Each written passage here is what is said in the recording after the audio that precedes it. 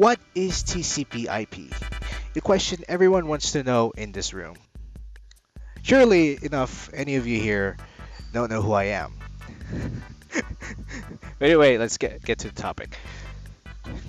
What is TCP/IP, you ask? Well, nobody really wants to know. They just want to get their diploma. Anyways, TCP/IP is usually one of the main protocols to communicate and share files with other computers, mainly social media, file sharing, even torrents. As for IPs, let's say you have a car. The address of the locations of the car's parking spot is equivalent to your IP address. And every time you park in a different parking spot, will give you a different IP address. So that's a very good summary on how IP addresses work. Because of course, IP is basically a unique ID, let's just say. Still, this hasn't explained on how TCP/IP works though, but of course it kind of gave you an idea on what it is do. But how does it work from the inside? Well, we have four, or basically five, but four is the kinds of things that you want to remember on TCP layers.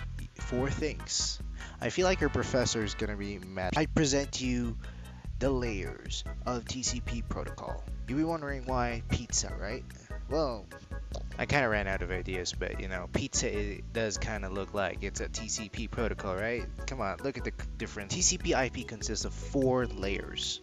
One being the application, that's the main important tool for you to be able to send messages towards other computers, other people.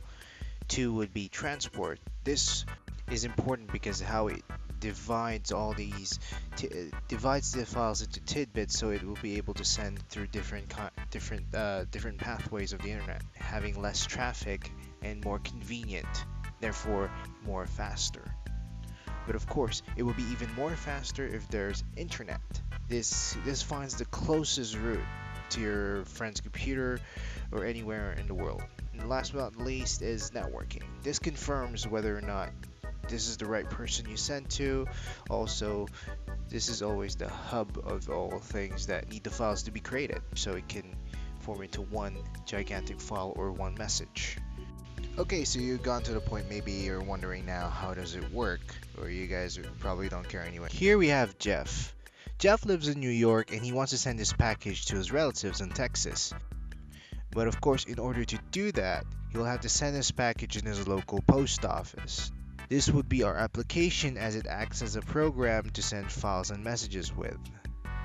Now, it's up to the organizers to sort the messages to its restricted receiver by separating them and sorting them out. And then the mails would have to be distributed separately to each postman. This will now be our transport, where they sort it out and then send it to its receiver. Now, of course, New York and Texas are quite far from each other. Also, of course, that these postmen have different directions, so they will also deliver their mail efficiently without the waste of time. This acts as the internet, where it would go its very best to send its mail in quick succession. And now, the postman made it to Jeff's relatives, where they now check to see whether the message that Jeff sent was actually from him, and check to see if it's sent to the right address. And this is now our network, where it goes through its receiver, check to see if the packets are correct, and arrange the message in order for it to be readable. And that is how TCP/IP works if you put it in real terms. To be honest though, just explaining it feels like I'm talking to a 10-year-old. Anyway, this concludes a simple summary on how TCP/IP works.